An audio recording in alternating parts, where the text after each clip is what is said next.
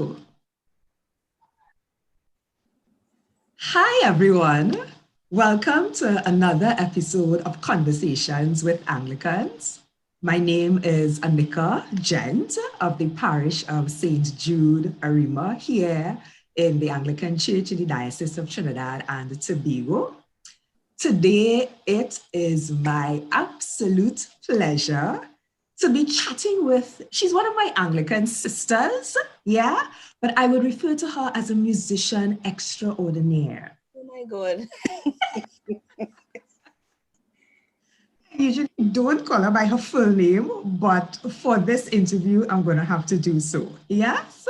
So, Michelle Henry, how are you? I am fine. I am fine. You like my intro? You like my intro? Yes, nice man. Welcome, welcome, welcome. It's so nice to have you join us. Thank you very much for. How are you going? I am doing good. Nice. I must say, I'm doing good. I'm doing good. Good, good, good.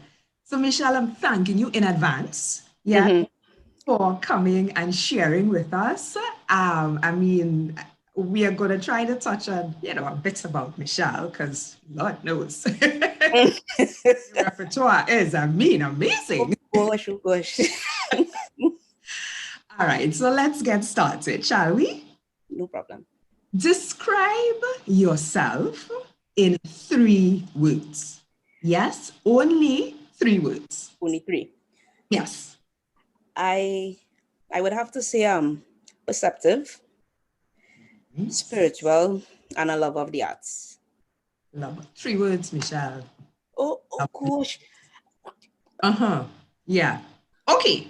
You want me to go back? I would let you slide. Thanks, sir. with those 3 words, right?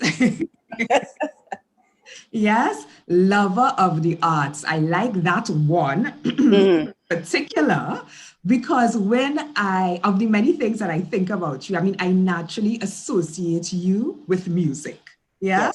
Yes. So tell us a bit about maybe who or what inspired you to get involved in music, and maybe share also a bit of your earlier years as a musician. That's a kind of tricky question from the standpoint that I would say that it started from when I was young, being in a household where my dad used to play a lot of records, calypso records. And I will always see him and my mom dancing. And this would be songs like from Black Stallion, Gypsy, Choked Us, Hi Joey Lewis, So I always had that a little fast now, a little, But I remember when I was 5, I went to him and I told him, I said, Daddy, I want to sing calypso. And he was like, you sure you want to sing? I was like, yes, I want to sing calypso. And at that age, I didn't even know my father used to just write. So he wrote a calypso for me, and that started it off. And from calypso, I branched off into music. Now, one thing people don't really know about me is that also when I was about 6, he sent us to do piano classes.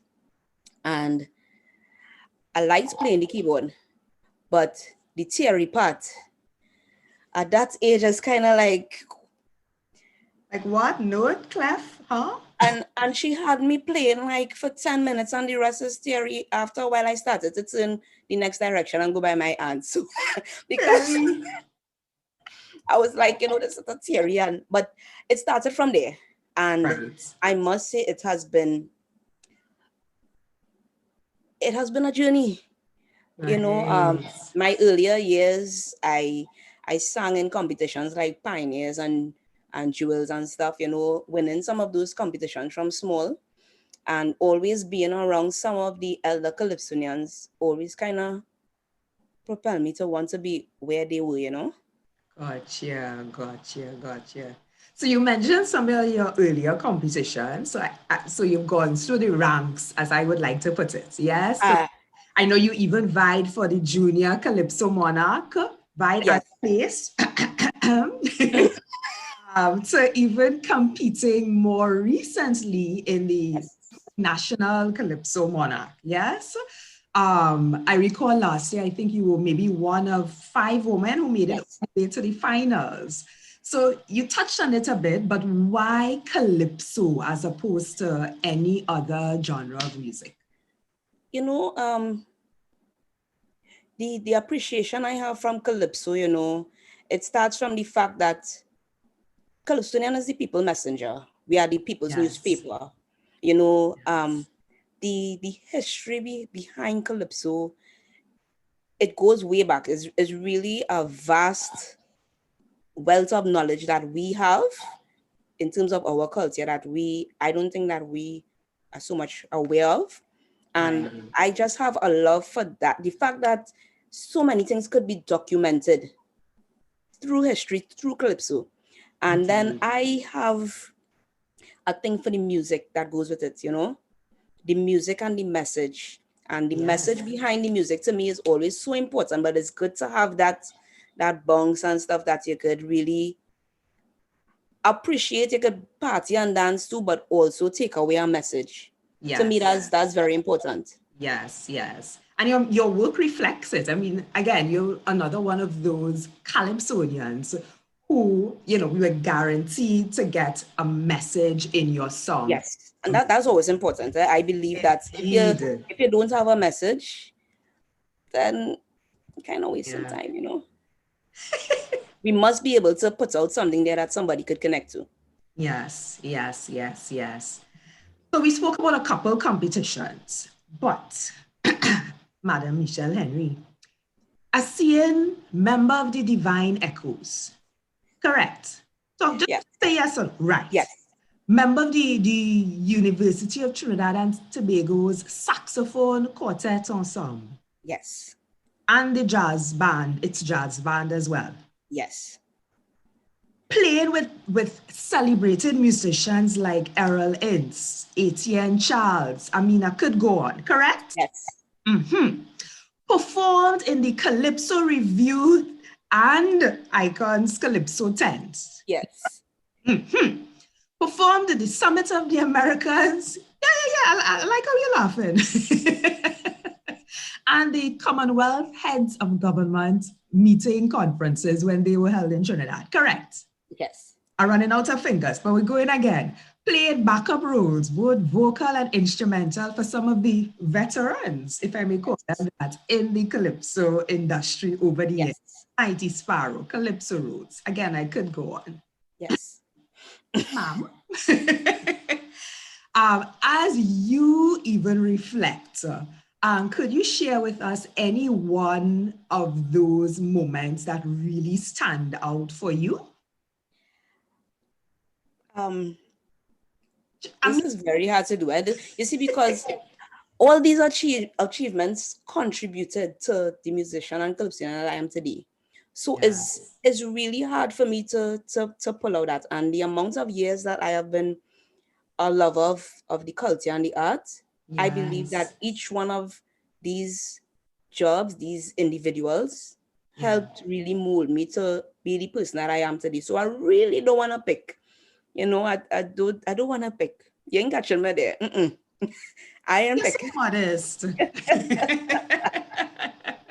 But I like that. And what you've said resonated with me, that each one of your experiences has helped shape the musician that you are and continues to do so. Yes, Sure. Yes. yes, Because you're a lover of the arts, but I also gather that you enjoy learning about it, and that's yes, important to you as well. Yeah. yes, yes. Very important. Great.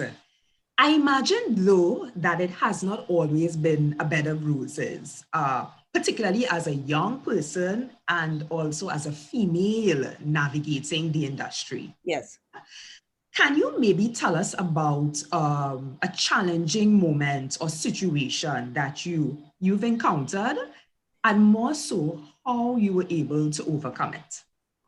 Well, I would say, Anika, I am not somebody that really see challenges. You know, I don't focus on those things.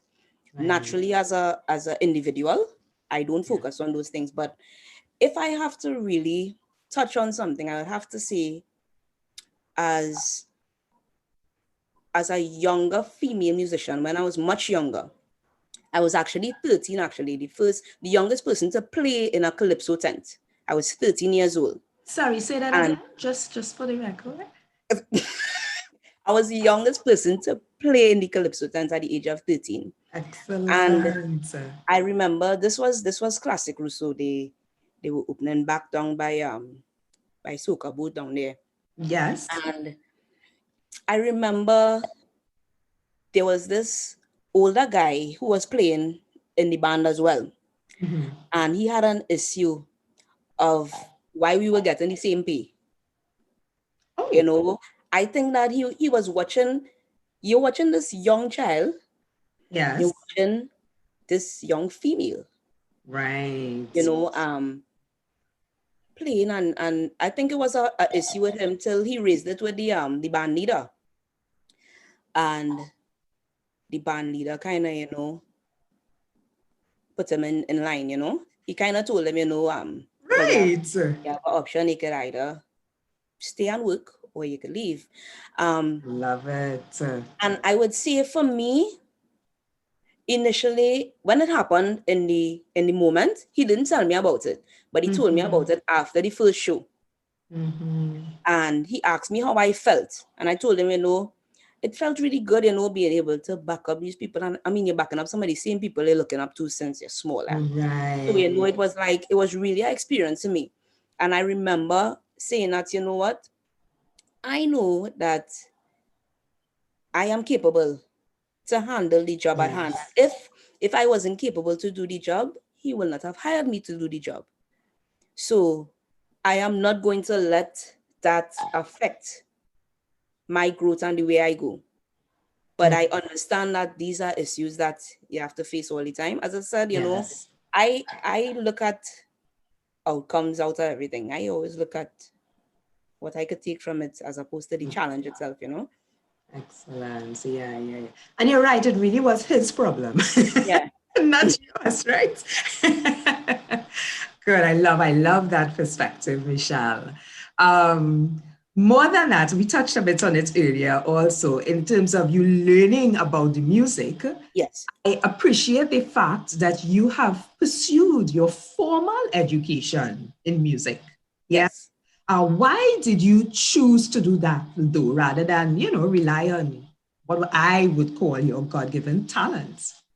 Well, there's only so much so far that raw talent could carry you. One. Right. Two, if I go back a little bit to talk about, remember I told you I started singing first. Yes. And now I was always somebody, again, because of the type of music that I used to play at home, I was always obsessed with bass lines. So when the person who used to score my music, he used to always ask me what I want, and I used to sing out a bass line for him. And I remembered once going to a rehearsal and the bass guy was just playing like the chord and he wasn't playing the bass line. And I was starting to get flustered because I didn't know how to explain it, but I knew what was missing.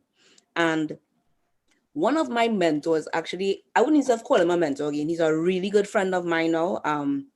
Lindsay from the police band, they know him in the calypso world and stuff as Lion. He used to play trumpet with Roy Cape. I remember him watching me and he say, "Little girl, you focus on singing, don't worry about the music." And in that moment, I was like, you know what? I need to be able to tell them exactly what it is. What you want. Yes. And from there, I was like, Mommy, I need to go and learn music. Now, aside from that, in terms of playing, I used to just sit down home with a recorder and I could watch scores and read it naturally. So for me, aside from my raw talent, I knew that I wanted to be able to pass on knowledge to other individuals. And I also knew that, you see, I was given an opportunity because when I went to do music, I was given a scholarship from the Brass Institute to study music. And I always tell people, if Anthony Woodruff Sr. did not give me that opportunity to learn music, I don't know what part I would have been on now, if it would have still been music, I might have started later. I don't know. But I was given an opportunity. So I believe too, as much as I want to be able to impart and share, Yes. I needed to learn more in order to do that. Good. Excellent. And who's Anthony Woodruff for the benefit? Anthony Woodruff Sr., he was the director of the Brass Institute. That was the music school that I went to. Okay. Good. Yes. So can we want to thank him? That's why I asked. Great. We're stepping aside a little bit. Well, yes. Somewhat from your music. Yes. Michelle, I believe when I first met you, we were both volunteering at a youth retreat. Yes. Anglican Church. Yes. And I happen to know that you have given your time also to teaching others. Yes.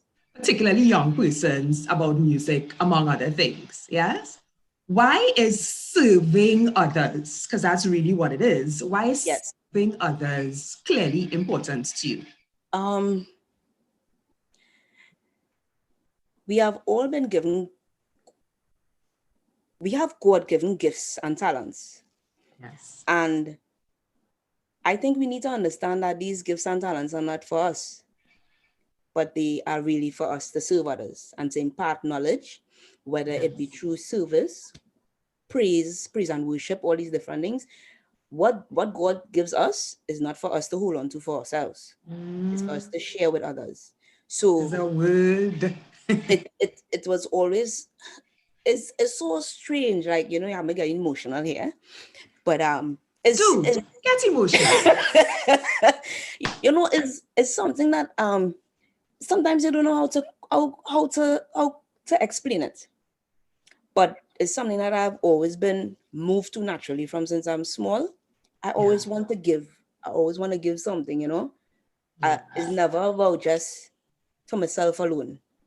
I always want to give. So that talent I have, I believe that it is to share. And these things that we have, we could use in little ways, big ways to touch people at the right time. We never know who we are touching, you know? Agreed. And whether it's one person, it's an entire, it's an audience, just you never know. You never know. Impacts, yes, that you're having. I also say that persons get to know Christ or, God or religion, whatever the case may be, through you, the individual. You're kind of the perfect example of that. And I love the fact that you do find it, important or worthwhile to be sharing your talent that you have been blessed with others. Yes. You too can grow and learn. I love it. All right. So we've spoken about competitions. We've spoken a bit about education. Michelle, I understand that you also hold a full-time job. Yes, I do. Am I permitted to say? Yeah?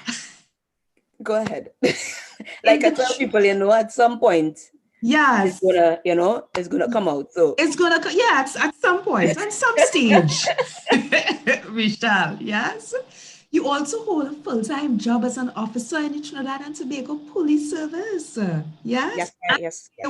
And this is the other part where you still bring in the music. You play with the police band, as it is. Yes. It is otherwise known. Yes. Yes, I do.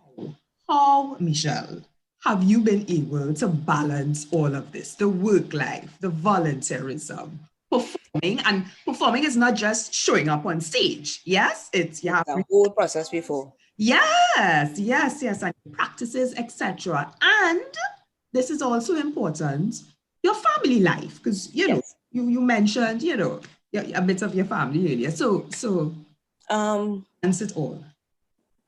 I would say a strong support system is the most critical and most important thing. Right. And I must say that I am blessed with that. Aww. I have a strong support system because sometimes you could really be, it's like you're going. And sometimes mommy is be like, you need to rest. You need to take it down. Like, no, you can't do this. But, at the same time, you don't want to disappoint anybody. You always want to make sure that you give people your best. So I would say, a strong support system, just being patient. I mean, Yes. really resting, really trying to be healthy, you know. Indeed. And also I always tell people, you see, that little time that you spend for you is the most important, is one of the most Very, important things. You very need to find important. that little time for you. So Agreed, agreed, agreed. You need to be able to recharge. Yeah. yes, Go again. Excellent, excellent. We have all been going through this time, called of a pandemic. Yeah. yes. How has it affected, or has it, you can tell me, affected your life as a performer, as a musician? And also, because I also like to draw on the lessons, how have you been able to cope? Okay, so yes, it has affected that Yes. performance aspect. You Yes. know, we didn't have carnival this year. You know, carnival is one of my times that I love. um Yes. I would say though that for carnival this year, Tuko had a show celebrating 100 years of the Calypso tent, and I was fortunate enough that my band did my band was the certain band for this show. Good. So at least I was I got a little taste of, you know, my normal culture thing through being the backing band for this event. Good. Um, Aside from that, between last year and this year, you know, I did a couple weddings. I mean, it wasn't the same because, you know, the audience is smaller. You have to you're going down Yeah. with a mask.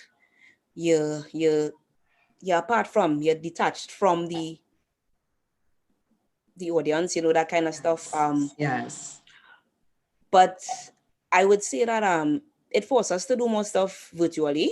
I started recently just recording recording stuff home, you know, just recording stuff, and I actually did uh, a video. Our church had a concert the other day, and Yes. I recorded something, and I spoke to one of my friends just to get a different, to let people get a different view. I did a video outside playing for that concert, you know. So that's something that I'm looking into more, especially to have a Nice. little more content for the church and the diocese at large. Nice. Um and in coping with it too, you know, as I think before we were just chatting, I was telling you that, you know, for the past 3 years, I have been focusing on a word, acceptance. So for me, I think that I I embraced the pandemic quite easily. Right? It has been a struggle at times, as it will be for any of us, but I think Understood. I understand why. I understand, I mean, not understand fully how we're going to come out of it, but I'm accepting where we are now.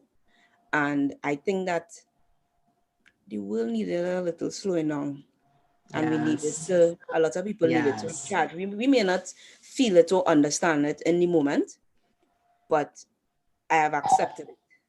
I Yeah. have embraced it. Yes. And I mean, you know, I believe that I'm handling it pretty well. Good. Good, good, good. I think it really comes from, and I love your word acceptance. Yeah. Yes, Because with that attitude, I think you're better able to, you know, to deal with whatever comes, yes, yes, very whatever true. comes your way. Yes. Yes. Two, I know that one of the blessings of the pandemic has been that we got to tune in to watch you, Michelle. Yeah. Yeah, coincidentally, it's Look. conversations in Calypso. Yeah, with Michelle Henry. You see how things line up nicely. Uh, You hosted this last year, yes, for yes, Calypso History Month. yes. Tell us a bit about the series and what that experience was like from you for you, Um, Mary.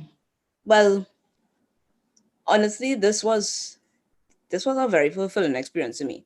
From the Right. standpoint that this is something that I had on the back burner for a couple years.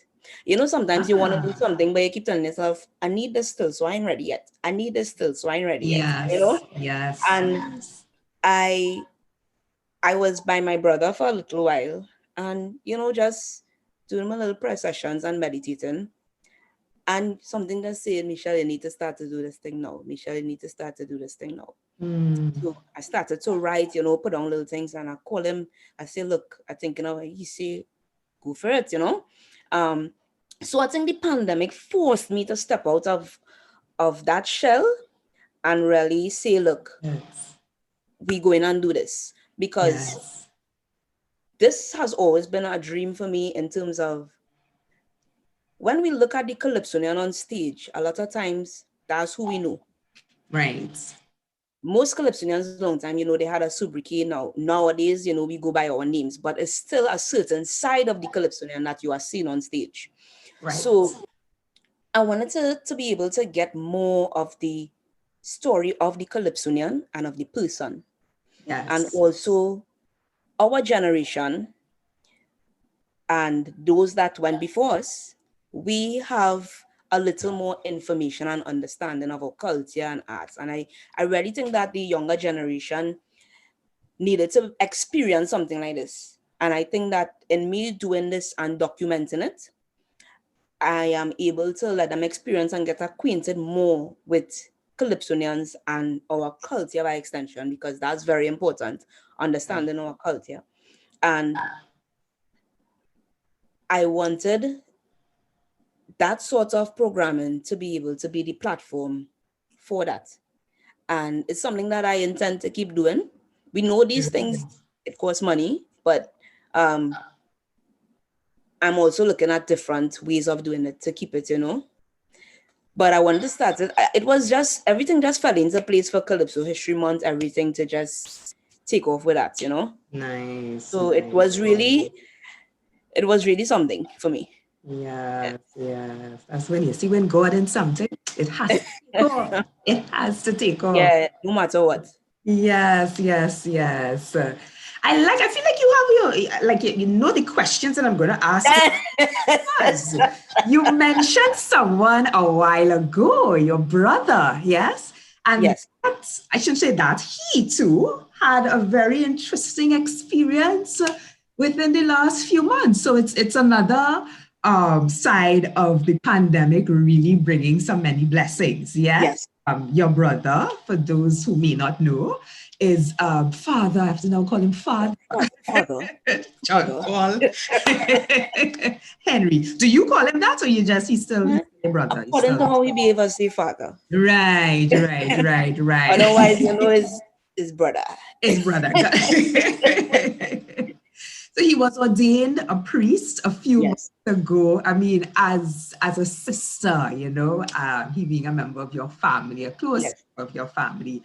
How do you feel about his accomplishments?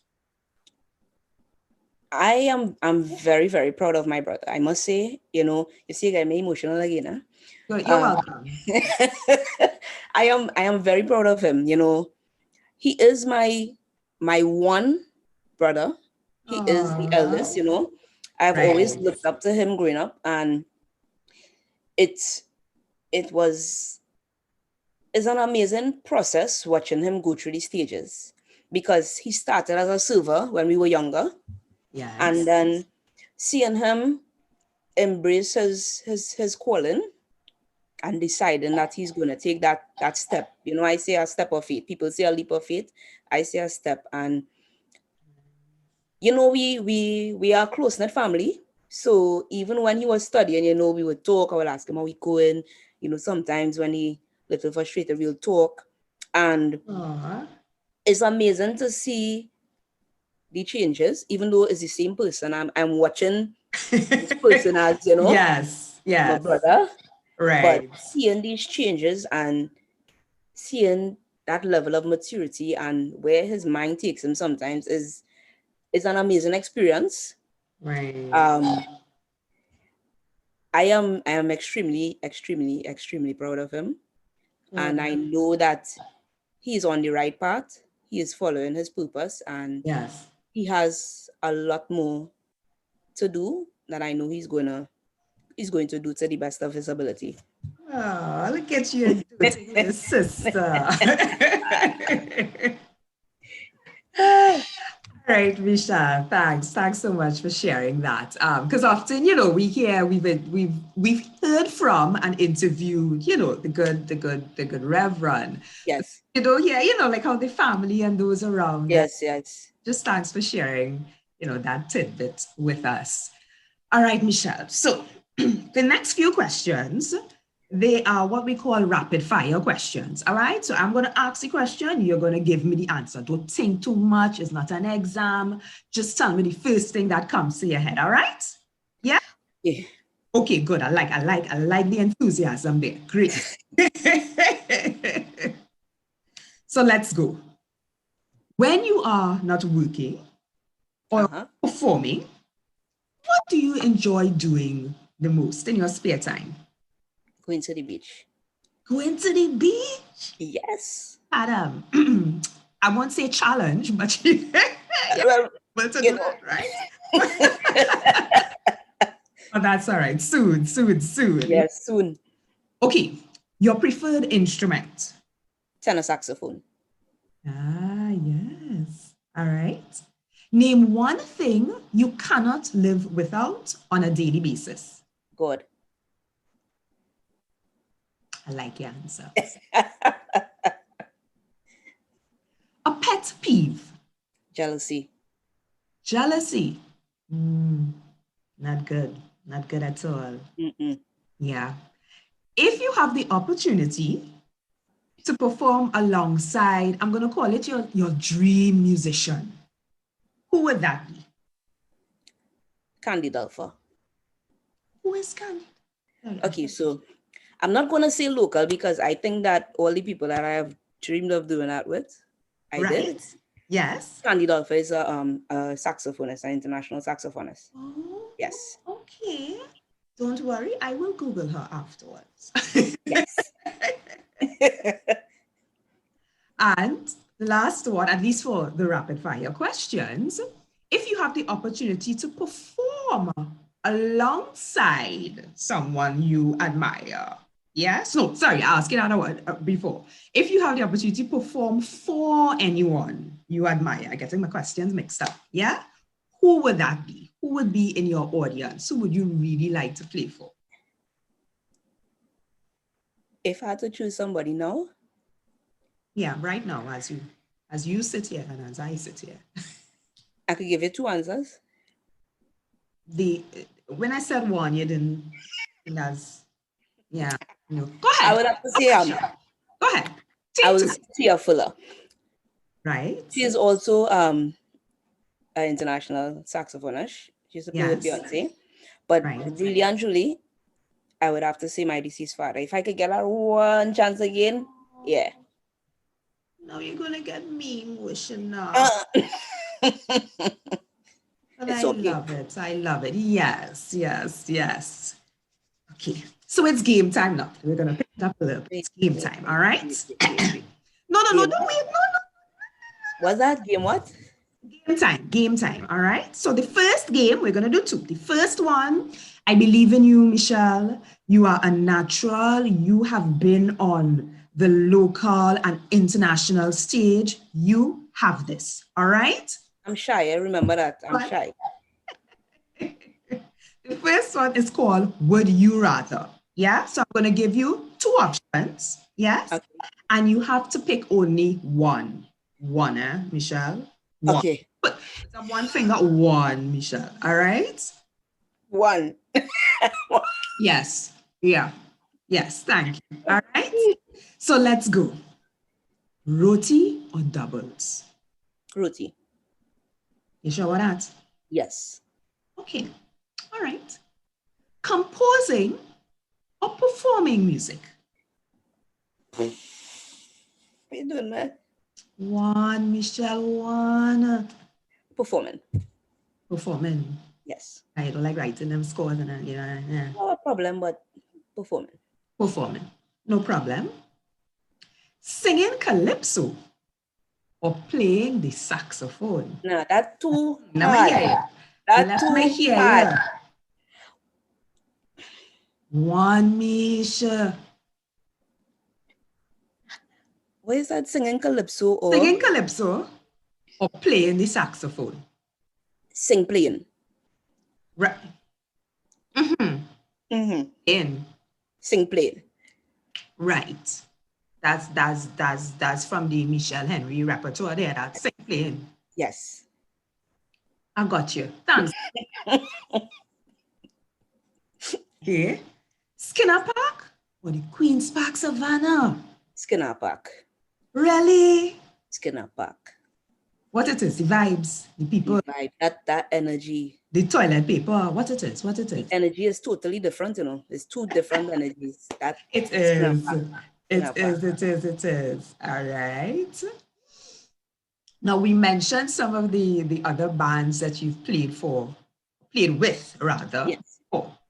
So the Divine Echoes or the Trinidad and Tobago Police Band? You looking to get me in trouble and not answering that. It's just a game. I plead the fifth. It's a little game, Misha. No. Divine Police. Divine Police. Divine Police. Just like you sing performing. Yeah? Woo. Yeah, that's definitely a Michelle Henry kind of. Yes. So thanks, sir. Appreciate it. No problem. All right. And then the last option. Virtual performances or performing in person? Performing in person. Yes. Yes. All right. It's great. So I did mention. You have a headache there, boy. No, you're still a What? natural. You're a natural. You have this. The second game, because I have a musician with me, I said, this must really involve some music. Okay. So I am going to give you a word. Oh my. You have 10 seconds. 10. I know that's easy peasy things for you. 10 seconds to sing a few lines, if you could. I thought you were my friend, you know. Of a song. Wait, let me finish. You have this, all right? Of an appropriate song that contains that word either in the lyrics or in the title. Yeah? Song association. Ooh. Easy thing. You have this. Gosh. You ready for them? I tried to take the timer. I want it to be all fancy and stuff, but oh gosh, you can't even see the timer. All right. 10 seconds, all right? So the first word that I have, Michelle, are you ready? No, but let's go. I love that spirit. Acceptance, that was it? Acceptance. Only don't get vexed if it is, I can't do the thing. No, that's all right. That's all right. That's okay. We appreciate your expression. Don't worry about it. Right. First word, music. Music sweet. Yes. Music sweet. The one who invented music got to be terrific. All right, you make me feel like you have it. Look at you. That's the first song that came to my head also, actually. I was like, okay. Michelle finished it. Yeah? The second word, Trinidad. Trinidad is my land, and of it I am proud and glad. But I can't understand why some people just talk it bad. All right, you make me feel a little like I had something here. You see, I was swaying. I think I could be back up, And the final one, I'm going to spare you. I mean, I had a long list there, but I said, she's been a very good sport. So I would spare. Thank you very much. Final word. Are you ready? Tobago.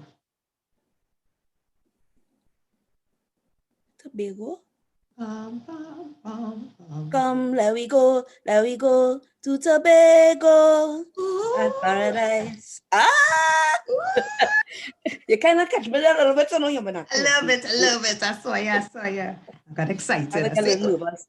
Because you know, I'm half Tobago there, and the next thing you know, I start again, bash, nothing. Right.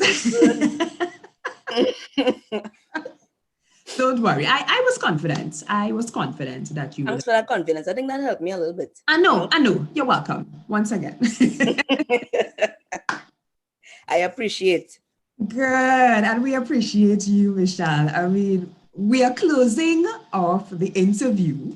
But my last question is actually in two parts. Yeah, so bear with me. You've spoken a lot about your journey. You don't focus on challenges, but I love you really accept the experience and whatever it brings along. You're going to take advantage of it, come what may. And I love that. What would you say is one key success or one key attribute that someone must have to be successful in the music industry? That's the first part of the question. And then the second part is, what advice would you give to any young person, particularly a woman or a young woman, who are interested in entering this field? Okay, so I'll try to answer it in one go, right? Oh. I would say, you have to be disciplined, be focused. Yes. Know your purpose and walk in it. Love it. Always know your purpose and walk in it. In other words, walk your road. Right. And this is a little thing that I shared with my brother. I use it all the time. I always say, pray and push forward with God. Yeah. Pray and push forward with God. If you look, if you look at some of my posts on IG, you will always see #PPF. That's pray and push forward. I always believe, no matter what, pray and push forward with God. Nice. And with that, you can't go wrong, huh? You'll never go wrong. With that, you can't go wrong. I love it. So, Michelle, thank you. I mean, I started off thanking you, but I'm going to do it again. Thank you for sharing with us. I also must congratulate you. I understand that you, one of the awards that you got last year, that's the National Action Cultural Committee's 20 Stars of Good. Stars of Tomorrow. Yeah. Yes. Look at you. Thanks very much. Thanks very much. Thank you a lot for having me. Right. I truly enjoyed this interview. Yes. I'm like, why did I not do this before? Like, really? But nothing happens before it's time, of Very course. True. Right? Very true. Thanks very much. Good. So keep shining, my sister. Continue to put God first in every aspect of your life. Always. And He will certainly continue to richly bless you and all of your endeavors. Thanks very much. And I must say, this program that you're all doing is very important. I hope you are documenting every single thing. Yeah. It's important. Yes. It's important. Yes, we are trying. Give us that PPF again. Pray and push forward. Pray and push forward. Love it. If you see PPF, WG is pray and push forward with God. With God. Always. Amen. Thanks again, my dear. Thank you for having me. Good. Take care. Good. Bye, everyone. Take care.